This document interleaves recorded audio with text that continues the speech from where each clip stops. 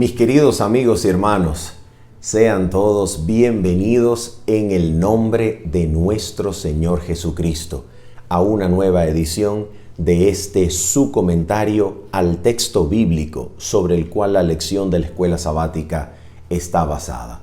Para nosotros es realmente un privilegio poder servirles en la gracia y en el temor de nuestro Señor Jesucristo, ofreciendo una mirada al texto bíblico para que usted pueda tenerla como herramienta, de manera que usted pueda compararla con su propia mirada, esa que el Espíritu Santo le ha instruido y enseñado a través del estudio de la palabra de Dios durante la semana.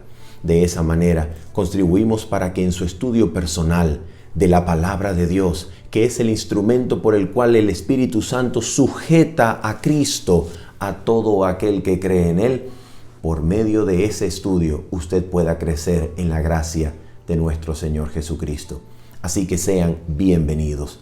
Solamente queremos recordar que este repaso, comentario grabado, tiene un complemento totalmente en vivo y lo realizamos el día sábado a las 7:30 de la mañana, hora de Venezuela, para que usted a través de este mismo canal pueda conectarse y estudiar junto con nosotros, e intentaremos en la medida de la gracia de Cristo y en su temor dar respuesta a las preguntas e inquietudes en vivo que surjan durante el estudio de la semana.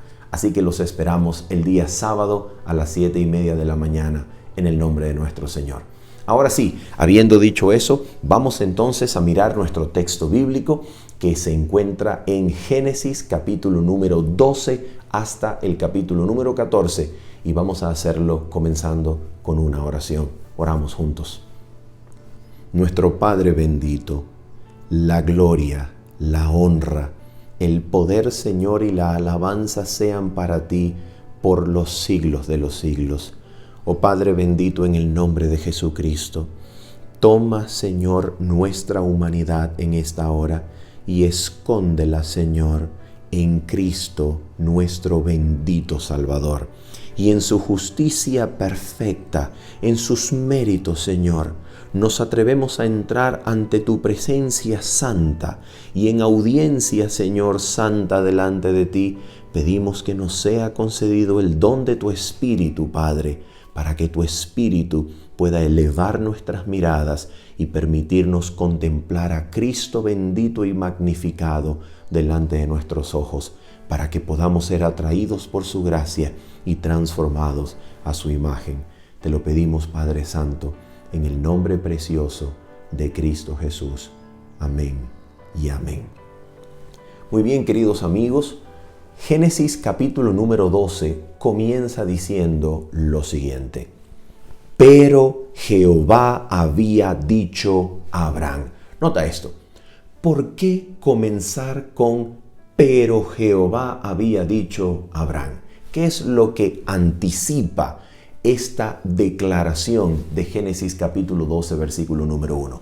Claramente lo que lo anticipa son los últimos versículos del capítulo número 11, comenzando por el versículo 27.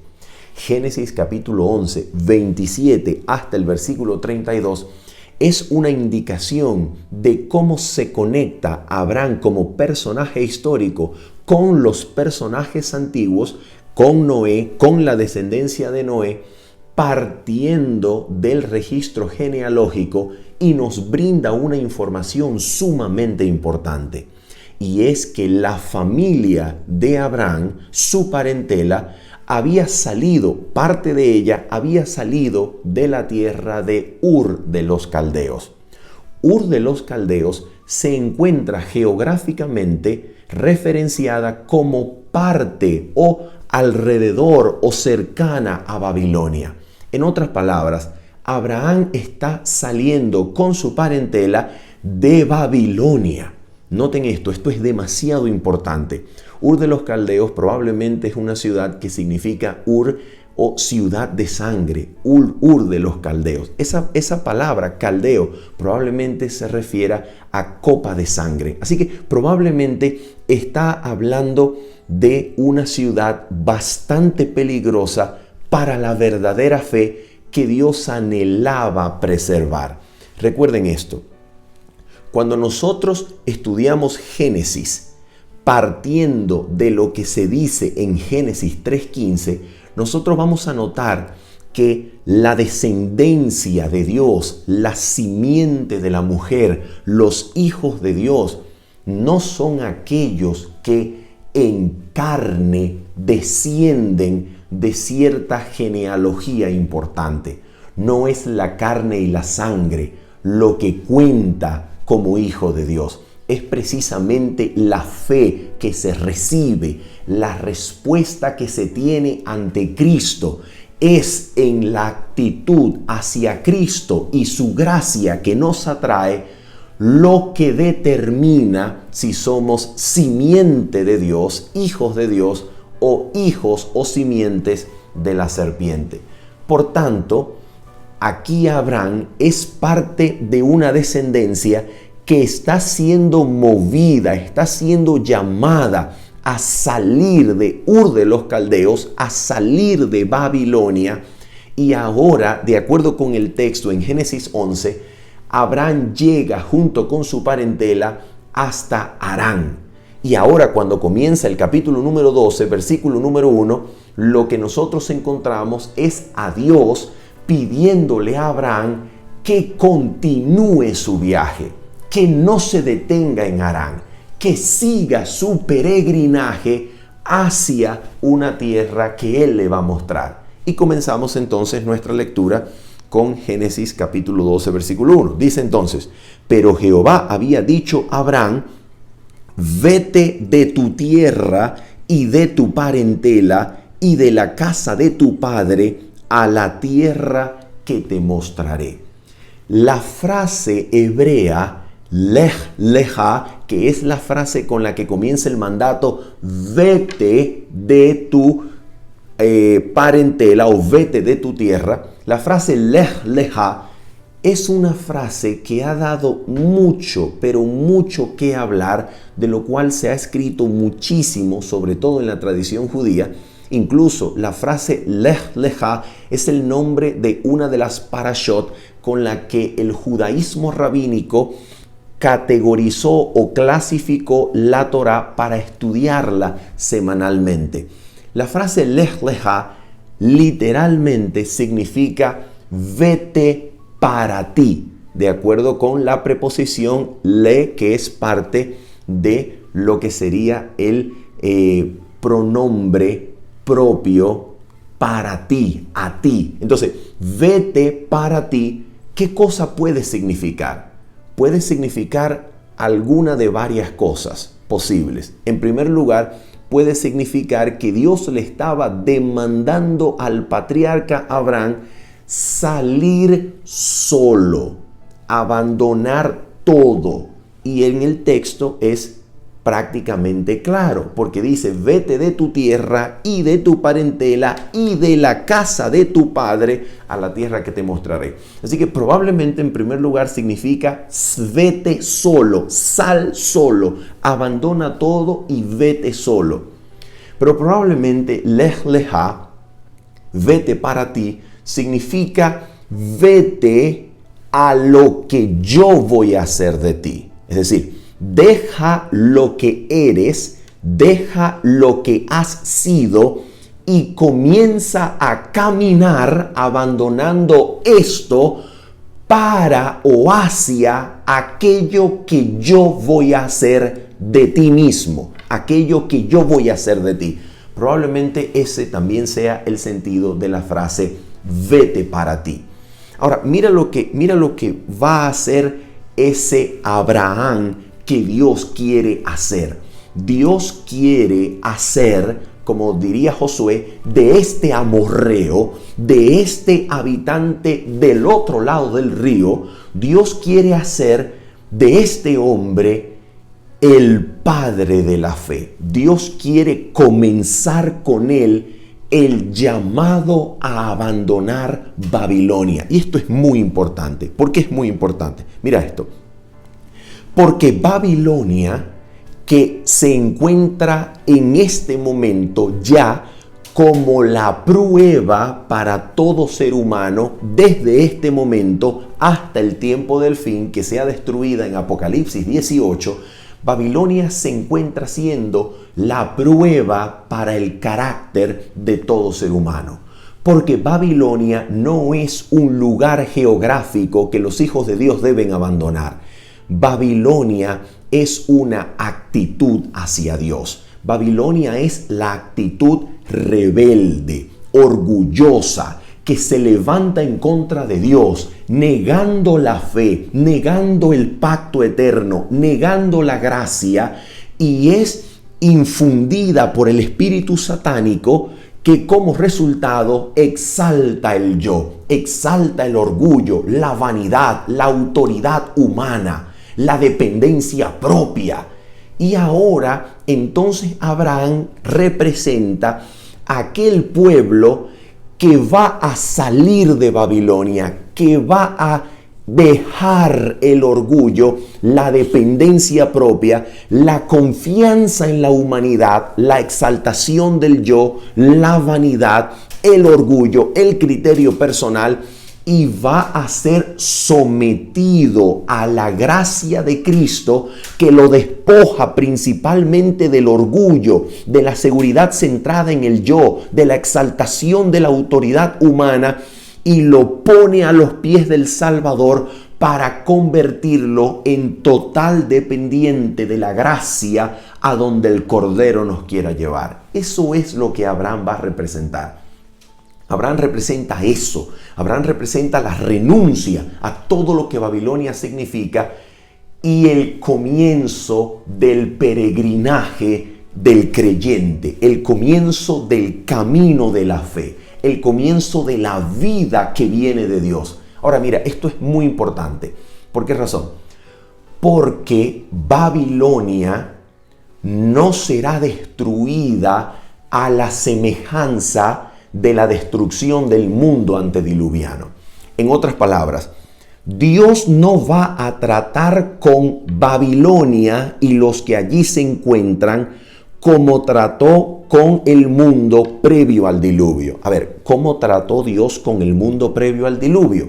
Dios notó que la maldad de los hombres era de continuo el mal y decidió limpiar el mundo trayendo aguas que destruyeran, purificaran y dejaran un nuevo mundo para darle al ser humano un nuevo comienzo, para que la simiente de Dios, aunque debilitada por la maldad, volviera a comenzar, tuviera una nueva oportunidad en un nuevo mundo.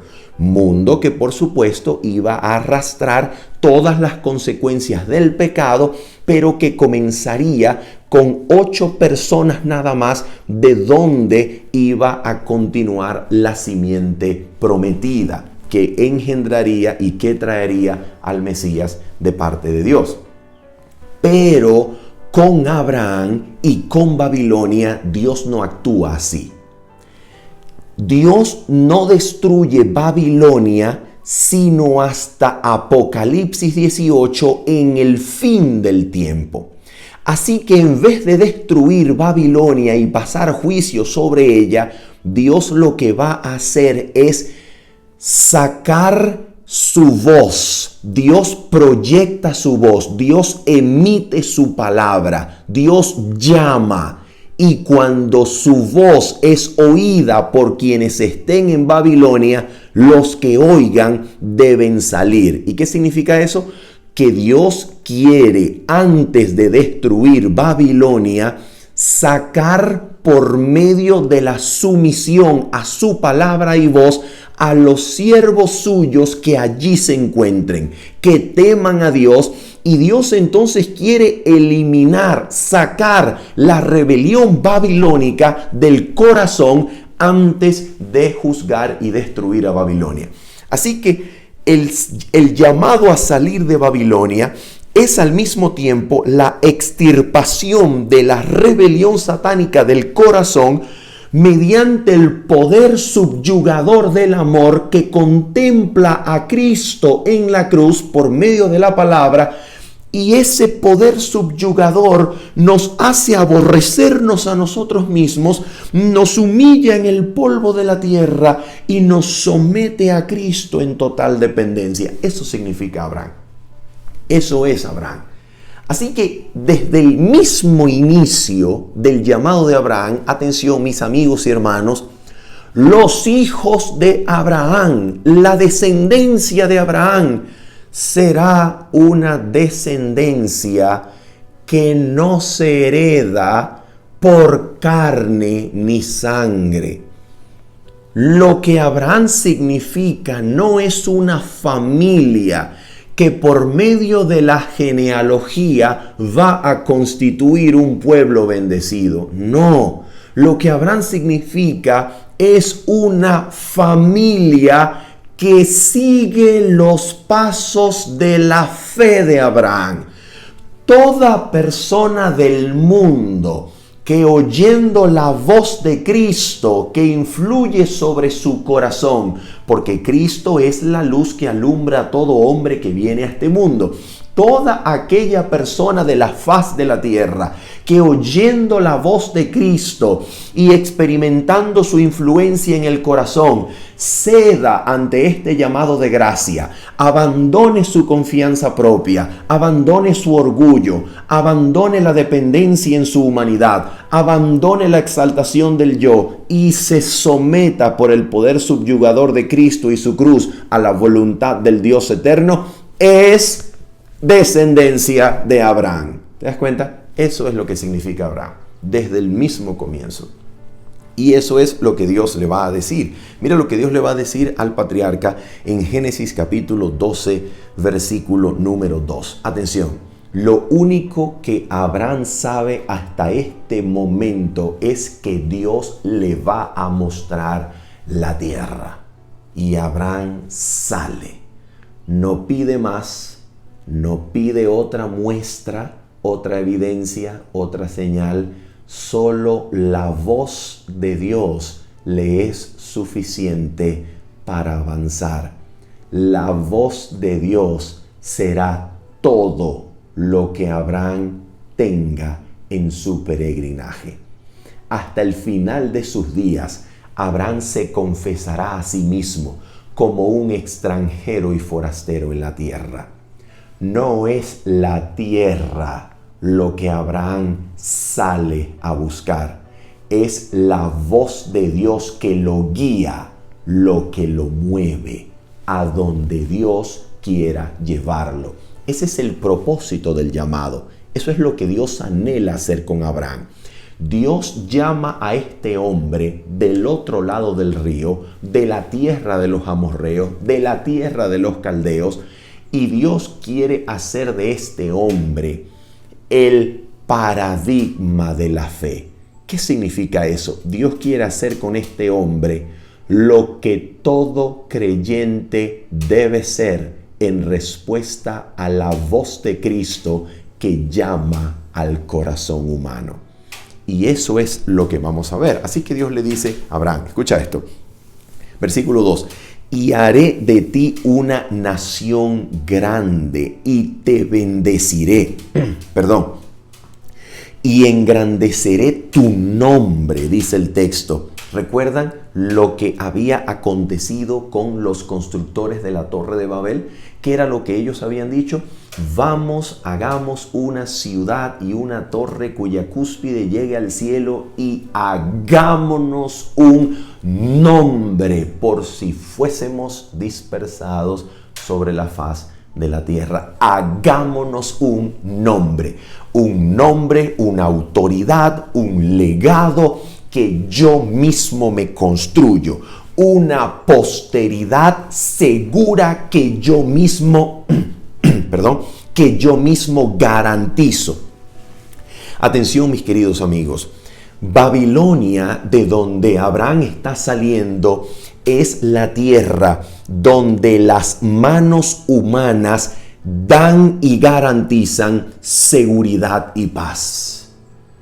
Se garantiza la vida terrenal por medio de las obras humanas, del esfuerzo humano. Se garantiza la paz y la seguridad en aquello donde la humanidad depende de sí misma, en lo que la humanidad puede construir y forjar. Eso es Babilonia. Pero ahora Dios le está diciendo a Abraham: yo voy a hacer de ti un nombre grande, yo engrandeceré tu nombre y serás bendición. Lo que Dios quiere hacer con Abraham es bendecir por medio de su ejemplo de fe a todo el mundo que será bendecido y recibirá bendición de parte de la descendencia de Abraham, de la simiente de Abraham, que de acuerdo con Gálatas capítulo número 3, versículo 16, es Cristo, porque no se dijo y a tu simiente, como va a aparecer en Génesis 12 más adelante, sino, no se dijo y a tus simientes, como hablando de muchos, sino y a tu simiente, como hablando de uno, la cual es Cristo. Así que la bendición con la que Dios quiere bendecir todas las familias de la tierra, según Génesis 3, que nos dice: bendeciré a los que te bendijeren y a los que te maldijeren maldeciré, y serán benditas en ti, benditas en Abraham, todas las familias de la tierra. La bendición con la cual Dios va a alcanzar a todo el mundo, atención, no se consigue haciéndose familia carnal de Abraham, haciéndose familia genealógica de carne y sangre de Abraham. No, la bendición que el mundo va a recibir en Abraham, como lo va a mostrar el capítulo número 22, versículo 18 en adelante, esta bendición será en Cristo, en la simiente de Abraham. Y esto es demasiado importante que nosotros lo entendamos. ¿Por qué razón? Porque si nosotros abrimos la Biblia, vamos a hacerlo en Hechos de los Apóstoles. Por favor, Hechos de los Apóstoles, capítulo número 3. Mira lo que Dios dice acerca de la bendición de Abraham. Atención, dice aquí el apóstol lo siguiente: vosotros, versículo número 25, vosotros sois los hijos de los profetas y del pacto que Dios hizo con nuestros padres, diciendo a Abraham, escucha, en tu simiente serán benditas todas las familias de la tierra. Esto es una cita literal de Génesis capítulo 22.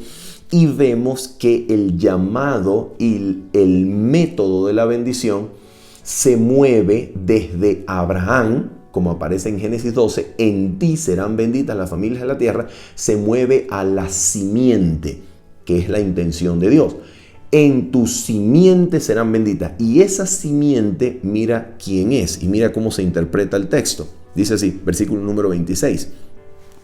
A vosotros primeramente Dios, escucha, habiendo levantado a su Hijo, lo envió para que os bendijese. Entonces, ¿de dónde proviene la bendición que bendice todas las familias de la tierra?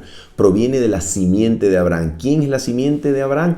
El Hijo que Dios envió para que os bendijese, dice el texto. ¿Y cuál es el resultado de esa bendición que Cristo otorga, con la que Cristo nos bendice? ¿Cuál es el resultado? Mira cuál es el resultado y su propósito al mismo tiempo. Dice, a fin, versículo 26, Hechos de los Apóstoles, capítulo 3, dice, versículo 26, a fin de que cada uno se convierta de su maldad. Nota lo que la bendición hace.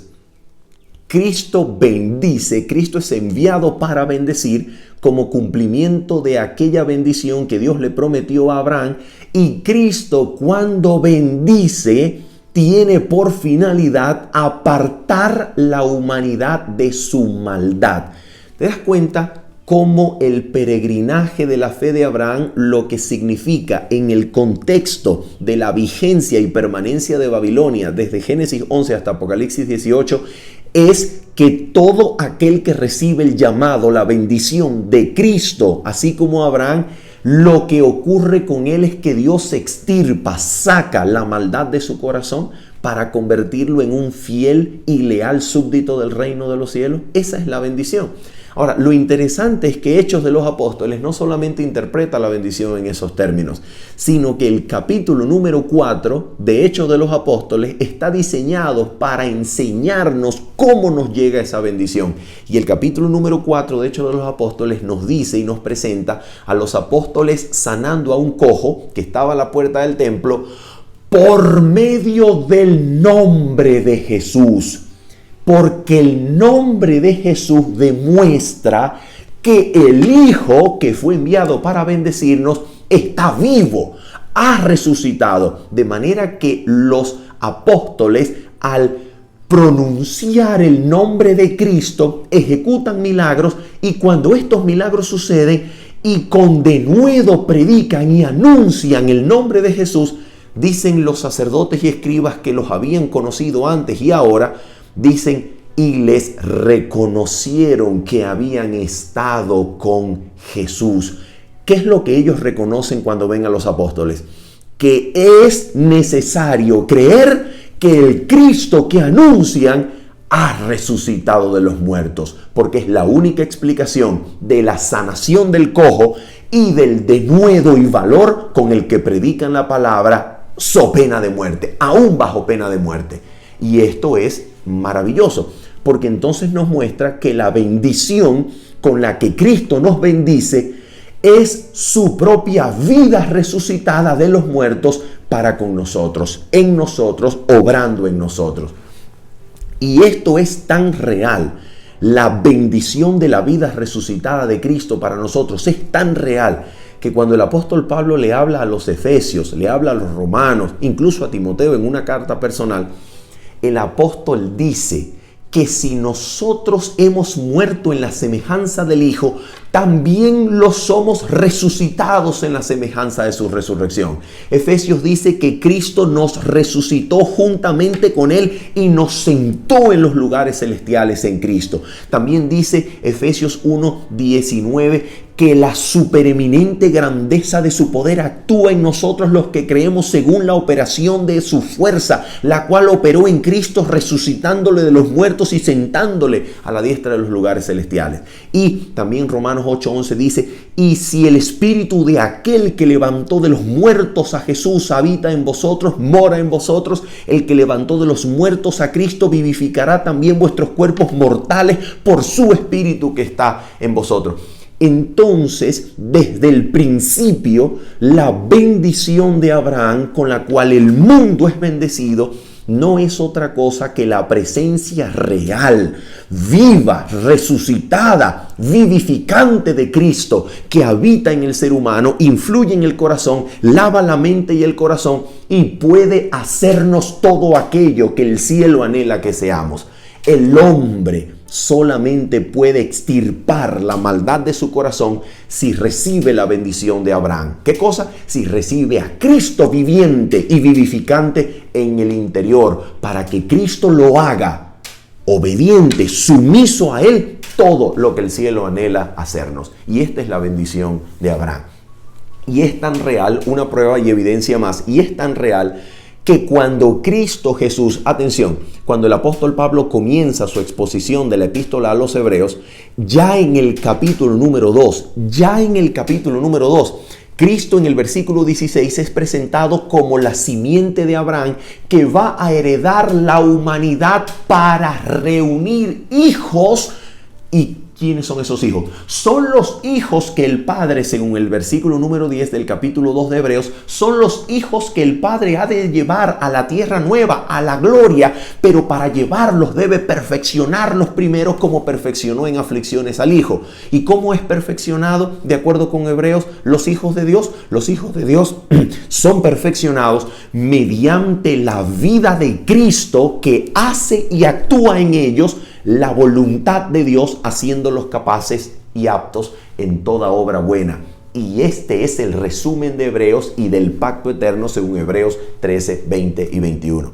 Así que desde Génesis 12, el pacto que Dios está mostrando, que Dios está invitando a Abraham, el pacto en el que Dios quiere incluir a Abraham, este pacto como pacto eterno, como nuevo pacto, es la bendición del Cristo resucitado, viviente y vivificante, que subyuga por su amor y gracia el corazón humano, sacando la rebelión, sacando la maldad, extirpando el orgullo, la vanidad y la confianza propia, y haciendo con el hombre lo que el hombre no puede hacer por sí mismo, sometiéndolo al gobierno leal de Dios y extirpando la rebelión de su corazón, haciendo de él un súbdito del reino. Esta es la bendición.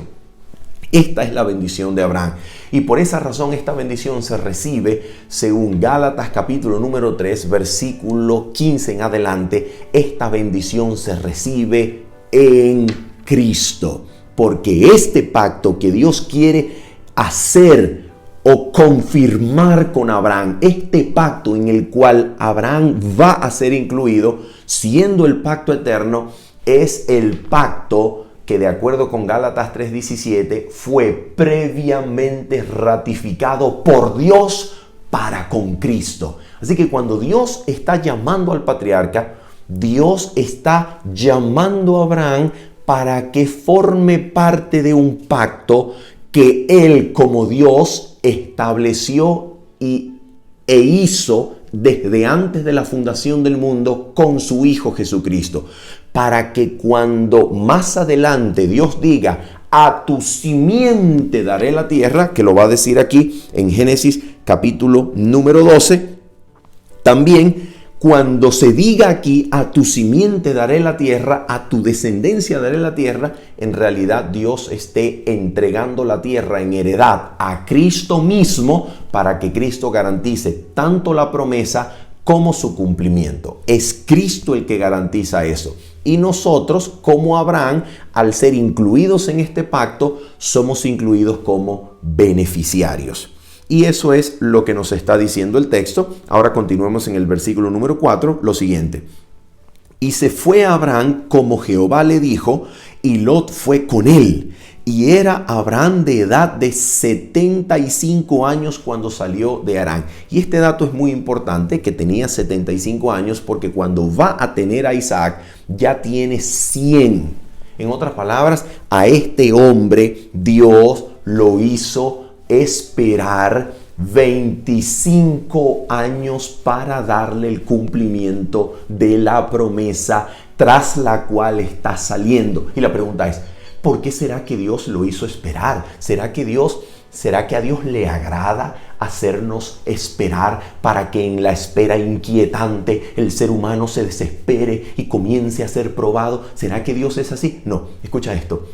Los 25 años de espera son los 25 años que Dios está sacando poco a poco la maldad del corazón de Abraham, para enseñarle a depender no de sus manos, no de su humanidad, no de su fuerza, no de su astucia, no de Babilonia, sino que Dios le tomará 25 años sacar la confianza propia y el orgullo de Abraham para hacerlo depender totalmente de él, hasta el punto de que incluso ya con Isaac Dios le tendrá reservada la más grande prueba, la que le mostrará el día de Cristo y le enseñará lo que el Padre sacrificó para darnos al Hijo y lo que representa la promesa en realidad. La promesa está cimentada y fundamentada en el poder de la palabra, que puede resucitar a los muertos,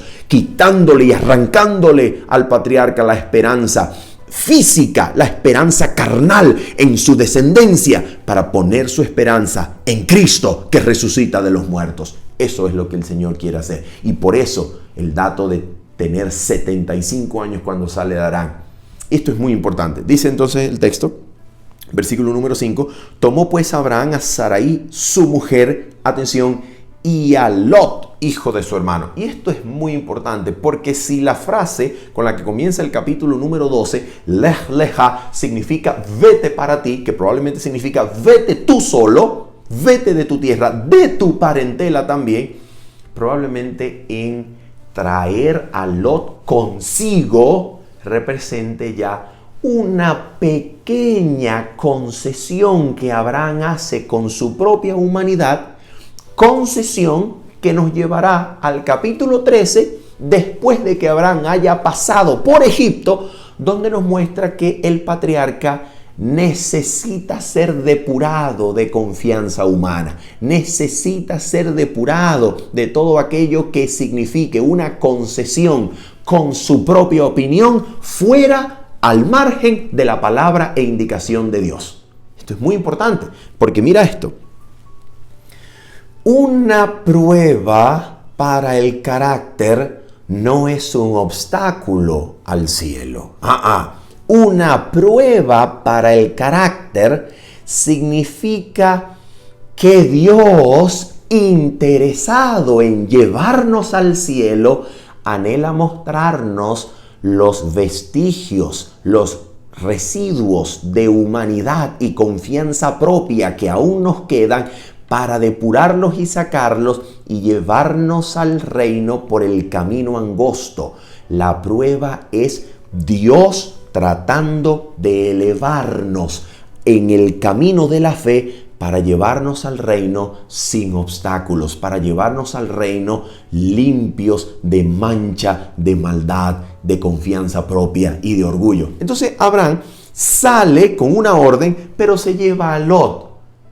Esto no era parte de la orden, no era parte de lo que Dios le estaba diciendo. Sin embargo, el capítulo 13 se lo va a enseñar, porque es que Dios es maravilloso y Dios no deja de enseñar nada y Dios se va a encargar de todo. Versículo número 5. Tomó pues Abraham a Sarai, su mujer, y a Lot, hijo de su hermano, y todos sus bienes que habían ganado y las personas que habían adquirido en Harán, y salieron para ir a tierra de Canaán, y a tierra de Canaán llegaron. Atención.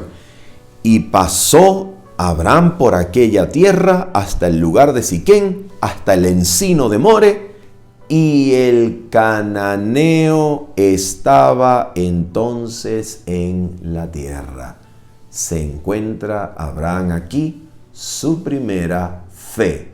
¿Y qué es la fe? Es la oportunidad de elevarnos en la confianza en Dios y así conocer su carácter y ser sostenidos por él. Mira lo que dice entonces el texto.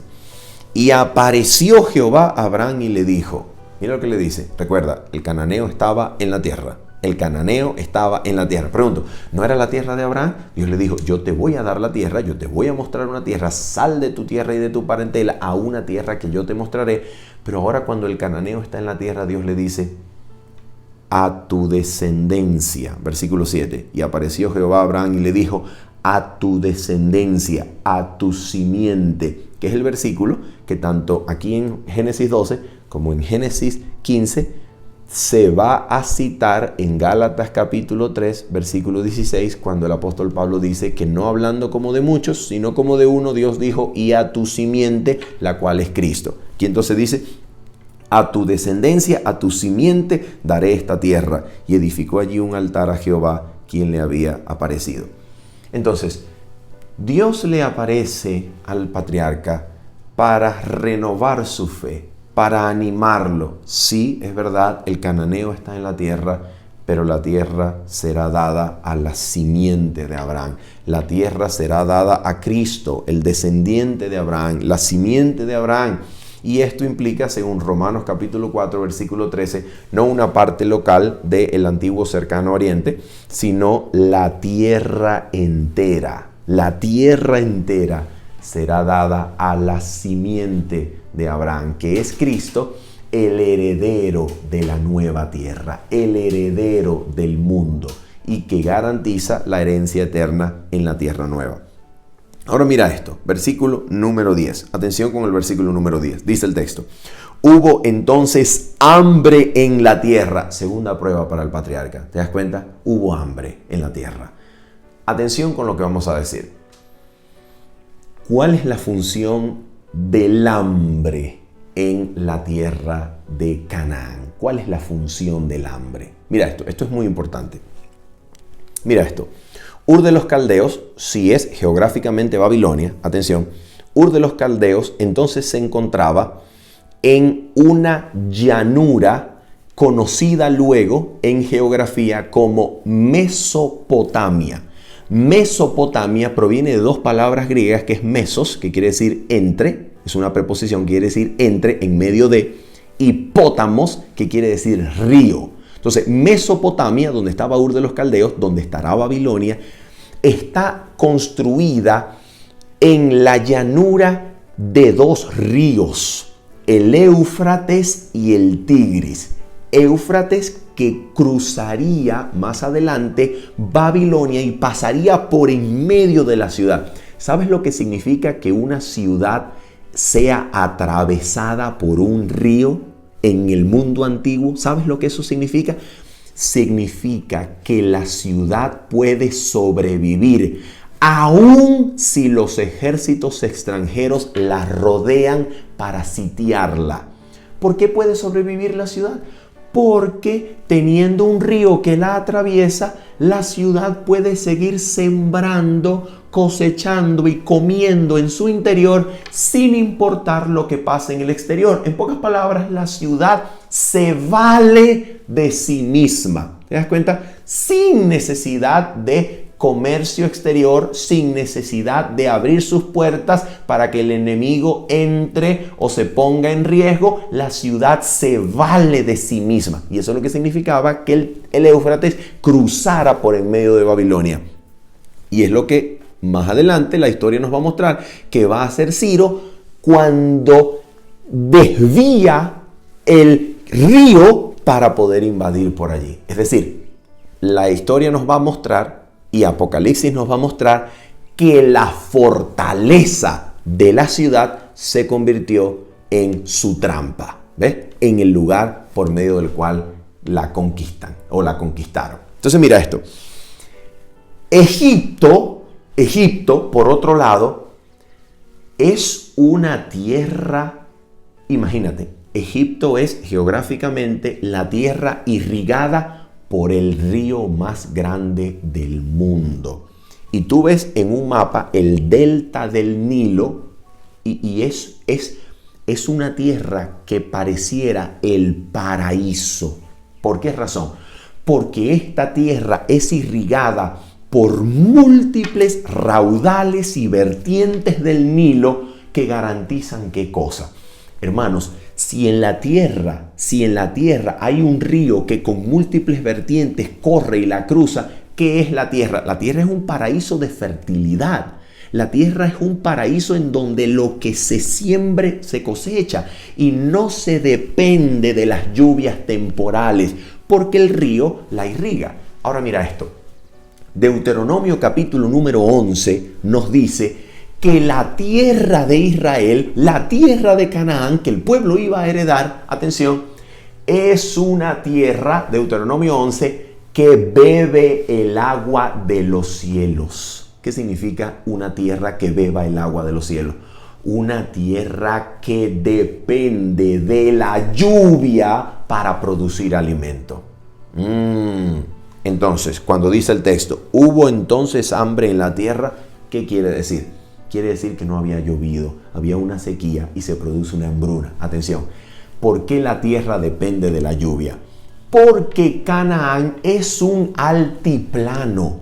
Canaán no es una llanura, Canaán es una meseta fértil, pero es una meseta. En otras palabras, de Canaán, escucha esto, de Canaán, de la altura, del altiplano de Canaán, al nivel del mar, probablemente hay alrededor de 1000 metros de diferencia. ¿Eso qué quiere decir? Quiere decir que en un mundo antiguo donde no hay bombas hidráulicas para subir el agua, para regar, ¿de qué dependen los habitantes? Los habitantes dependen de que llueva, de que caiga agua del cielo. Y entonces aquí entendemos lo que está sucediendo. Dios quiere mostrarle a Abraham ¿dónde está el secreto de su permanencia en la vida? ¿Dónde está el secreto de la vida? El secreto de la vida no está en el agua. El secreto de la vida está en el Dios que puede proveer y dar alimento. Pero esto Abraham no lo ha aprendido. Abraham lo tiene que aprender. Entonces llega la prueba, atención, y Dios no se le aparece. No se le aparece. No hay aquí una voz de Dios, no hay indicación. Pero Abraham dice, hubo entonces hambre en la tierra y descendió Abraham a Egipto para morar allí porque era grande el hambre en la tierra. ¿Qué es Egipto? Egipto es el lugar donde no se necesita fe, donde se puede depender del esfuerzo humano. Egipto es el lugar de la producción febril. Egipto es el lugar donde el trabajo es lo que sostiene, donde no hay confianza en Dios, donde todo está dado, donde la abundancia reina. Egipto es el lugar donde la humanidad confía en la humanidad a pesar de las angustias y depresiones que esto pueda traer. Egipto es eso. Egipto es el no Dios, el no hay Dios, no hay nada, solo hay trabajo, solo hay dependencia mía, dependencia de la humanidad. Eso es Egipto. Abraham va allá a refugiarse. Lo interesante es que va sin indicación de Dios. No hay una orden, no hay voz de Dios. Abraham desciende por iniciativa propia. Y cuando llega allá, ¿qué es lo que el texto dice? Oh, mira lo que el texto nos dice. Ahora pues, versículo 13, di que eres mi hermana para que me vaya bien por causa tuya y viva mi alma por causa de ti. ¿Qué cosa está mostrando Abraham aquí? Oh, Abraham está mostrando la dependencia propia, la astucia del diablo, la astucia de Egipto, la astucia de los hijos de los hombres, que cree que ha de valerse por sí mismo, diseñando, construyendo, fraguando y forjando su propia salvación, tratando de resolver él mismo por sus manos, por sus proezas, por su inteligencia y por su fuerza. Egipto es el lugar donde el patriarca se vale de sí mismo para sobrevivir. ¿Te das cuenta? Y es tan interesante lo que Dios va a hacer. Mira lo que Dios va a hacer. Génesis capítulo número 12. Atención. Versículo 17, conocemos el resto de la historia, pero el versículo 17 la resume. Dice, mas Jehová hirió a Faraón y a su casa con grandes plagas por causa de Sarai, mujer de Abraham. Una pregunta, ¿no se parece eso al Éxodo? ¿No se parece eso al Éxodo donde Dios le dice a Faraón, deja ir a mi hijo? Y luego cuando Faraón, envilecido en su corazón y endurecido por su propio rechazamiento de la gracia de Cristo, recibe las plagas del Dios eterno para que deje salir a su pueblo. ¿No se parece esto al Éxodo? ¿Qué es lo que la Biblia nos está diciendo aquí? ¿Qué es lo que la Biblia nos está diciendo? Escucha esto. La incredulidad de Abraham trajo plagas sobre Faraón. La incredulidad del pueblo descendiente de Abraham, de Isaac y de Jacob, la incredulidad del pueblo y su comodidad en Egipto para casi olvidar la promesa y sepultarla, la incredulidad trae plagas sobre Egipto y el mundo, mientras que la fe del Hijo de Dios bendice las naciones. Oh, ¿te das cuenta? ¿Te das cuenta que las plagas eran evitables? Las plagas eran evitables. Si Abraham hubiese dicho a Faraón, Faraón, te presento a mi esposa, te presento a mi mujer, la que Dios me dio. ¿Tú crees que Dios hubiese traído plagas sobre Faraón? Dios mostró aquí que Él puede influir sobre el corazón de todos, incluyendo a un faraón. Incluyendo a un rey pagano. Oh, ¿por qué? Porque Dios es el Dios que había llamado a Abraham para bendecir las naciones, no para traerles plagas. Las plagas son resultado de la incredulidad de su pueblo cuando desconfía de la promesa de Dios y cree valerse por sí mismo. Eso es lo que significa. Eso es lo que va a ocurrir en el Éxodo. El Éxodo no hubiese sido necesario si el pueblo, después de visitar a José, hubiese regresado a la tierra a donde Dios le había llamado, a donde Dios le tenía la promesa. ¿Te das cuenta? Y esto es una lección importante. Es una lección importante. Vamos a ver entonces Génesis capítulo número 13. ¿Qué pasa en Génesis capítulo número 13? Lo más importante de Génesis capítulo número 13 es que Abraham y Lot se van a separar. ¿Por qué? Porque así lo había dicho la voz. Vete de tu tierra y de tu parentela y de la casa de tu padre. Lot era sobrino por parte de su padre. Y entonces ahora, atención, ¿qué es lo que va a ocurrir? Dios va a enseñar a Abraham a que es necesario obedecer su voz. Es necesario obedecerlo porque solo en la obediencia y en la sumisión a la voz de Cristo hay paz y seguridad. Ahora Lot entonces y sus pastores y los pastores de Abraham comienzan a tener contiendas y entonces mira lo que Abraham le dice a Lot. Maravilloso. Porque pareciera que Abraham aprendió la lección allá en Egipto. Pareciera que Abraham está renovado. Su fe está renovada y creciente. Y dice Abraham lo siguiente, versículo número 8 de Génesis capítulo 13. Entonces Abraham dijo a Lot, no haya ahora altercado entre nosotros, entre mis pastores y los tuyos, porque somos hermanos. Versículo 9, ¿no está toda la tierra delante de ti? Oh, esa tierra era de él. Dios se la había prometido a él. Y según Romanos 4:13, era toda la tierra, el mundo entero. Pero ahora dice Abraham, ¿no está toda la tierra delante de ti? Yo te ruego que te apartes de mí. Si fueres a la mano izquierda, yo iré a la derecha. Si tú a la derecha, yo iré a la izquierda. ¿Por qué Abraham hace eso? Porque ahora Abraham en este momento no está confiando en sí mismo, no se está valiendo de sí mismo. Abraham confía en aquel que lo retornó a la tierra prometida y Abraham sabe que no depende de la extensión de tierra, no depende de cuán fértil sea, no depende de cuán cercana esté a las aguas. Abraham sabe que aquí se puede vivir si Dios solamente da su palabra y su voz. Y ahora ofrece a Lot que él tome primero, que él decida primero, que agarre lo que quiera. Y mire lo que agarra Lot. Atención. Y alzó Lot sus ojos y vio toda la llanura del Jordán, cerca del mar muerto, a la llanura del Jordán, cerquita del agua, donde hay agua, para que el agua nos permita valernos por nosotros mismos, valernos de nosotros mismos y sembrar sin preocuparnos de la fe y de esperar la lluvia que Dios envíe. El agua lo garantiza. El agua garantiza la paz y la seguridad allí donde no se confía suficiente en Dios. Miren lo que va a pasar. Atención.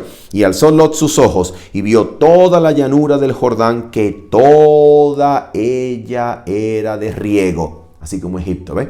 Toda ella era de riego, como el huerto de Jehová, como la tierra de Egipto, en la dirección de Zoar, antes que destruyese Jehová a Sodoma y a Gomorra. ¿Cuál es la lección? Sodoma y Gomorra estaban pervertidas totalmente. ¿Cuál es la lección aquí? Esta es la lección, simple y sencilla. En toda elección de vida, el siervo de Dios ha de elegir no pensando en la prosperidad y garantizar para sí la prosperidad terrenal. En toda decisión, el siervo de Dios ha de considerar la condición moral de sus habitantes para que, si ha de desplazarse, considere el peligro de criar su familia, sus hijos en ese lugar y decida primero, teniendo el reino de Dios y su justicia por encima de la prosperidad terrenal y de la garantía de prosperidad para sí mismo. Esta es la lección. Lot lamentablemente no eligió así. ¿Y cuál es el resultado? Perdió a su familia. Porque cuando Lot fue salvo, cuando Lot fue sacado por medio de la bondad, de la misericordia del Dios fiel y leal a sus promesas que Dios le había dado a Abraham, Lot fue salvo, lamentablemente perdiendo su esposa y las hijas que vamos a ver después que realmente estaban también pervertidas. Lamentablemente, esto es lo que nos enseña la Biblia acerca de una elección que se fundamenta sobre únicamente, ¿qué cosa? Sobre únicamente la prosperidad terrenal. No es eso lo que debe mover el corazón. Oh, alguien podría decir, pero es tan fácil decirlo. Es tan fácil decirlo teniendo el pan y el agua, teniendo la comidita garantizada. Es tan fácil decirlo. Mire, mi hermano, en el nombre de Dios, escuche esto. A nosotros a nosotros, a mí, a mi familia, Dios nos ha mostrado que la fuerza de Dios es suficiente para sostener a donde quiera que Dios diga. Y escucha, yo le oro y les ruego a Dios que en mi hogar y mi familia esta dependencia de Cristo nos acompañe hasta el final, para que si hemos de abandonar lo que Dios nos ha permitido tener, si hemos de ponerlo a sus pies, que la gracia de Cristo sea suficiente para que el amor y el apego a las cosas terrenales no nos detengan. Que esa sea también tu oración en el nombre del Señor. Esto es lo que Dios quiere hacer con nosotros. Es lo que Dios quiere hacer con todos nosotros. Dependencia absoluta, única y total de Dios y de su palabra. Vámonos al capítulo número 14. Capítulo número 14 de Génesis. ¿Qué es lo que ocurre? Ustedes conocen lo que ocurre, pueden leerlo detenidamente. Aquí hay una coalición. Hay dos reyes que dice acá.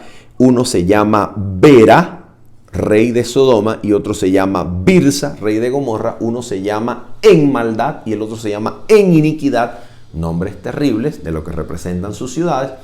Y estos se levantan contra Kedorlaomer, una coalición de reyes también con él, para sublevarse, para levantarse. Ya habían sido oprimidos, seguramente como todo pueblo del antiguo cercano oriente que era oprimido y dominado, tenía que ser tributario, tenía que enviar tributos en plata, en oro, en bronce, en especies, en diferentes cosas, tenía que pagar.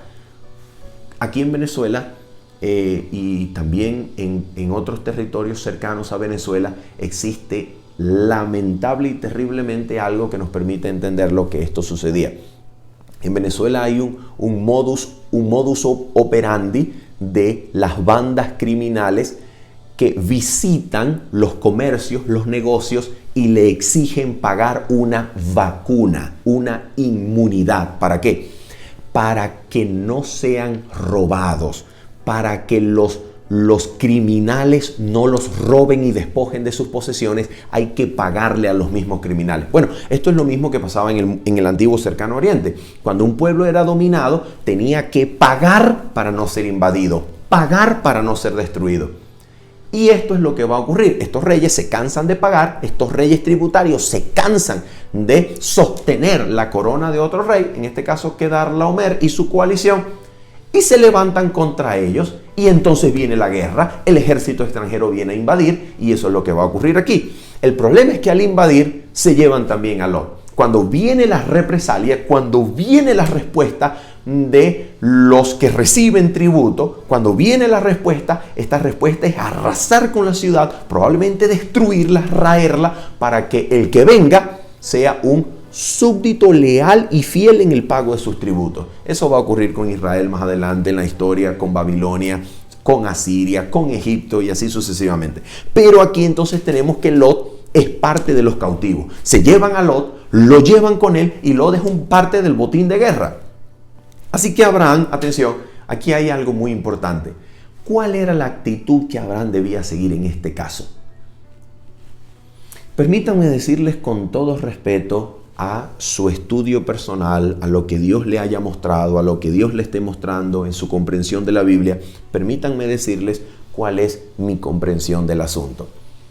Yo creo, en el nombre del Señor, en el temor de Cristo, que Abraham no debía hacer guerra con sus manos. ¿Por qué? Dios le acababa de mostrar a Abraham que él puede enviar plagas si es necesario.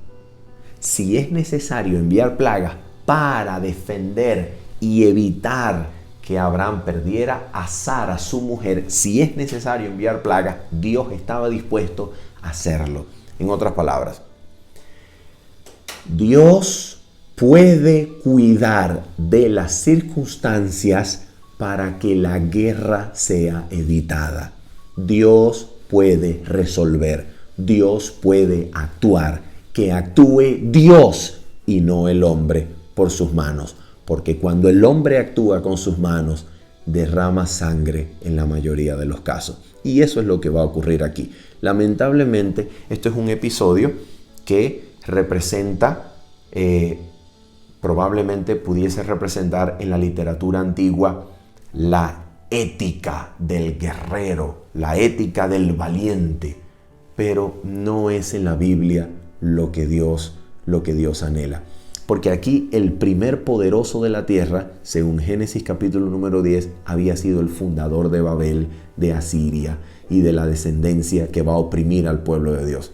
Dios, creo, con todo respeto a su propia comprensión, a su propio estudio personal, a lo que el Espíritu Santo le haya mostrado, Dios no es el Dios que favorece la guerra bajo ninguna circunstancia.